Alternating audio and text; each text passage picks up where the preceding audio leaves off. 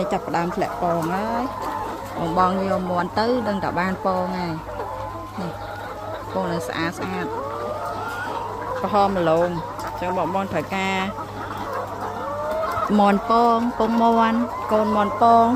អាចតាក់ទងទៅនៃ farm បានកូនមន់ពងឥឡូវអាយុ1ខែហើយអញ្ចឹងវាមានប្រសាំងមានអីគ្រប់គ្រាន់ហើយអញ្ចឹងបងយកទៅអត់ពិបាកចាំទេដឹងចិញ្ចឹមទៅព្រោះហើយនេះដល់ពងស្អាតទេ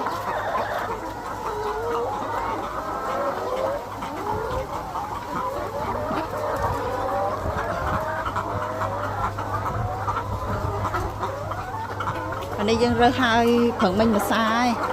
បានវាសល់រៀងតិចចាំមួយថ្ងៃរើស2ដងបានអស់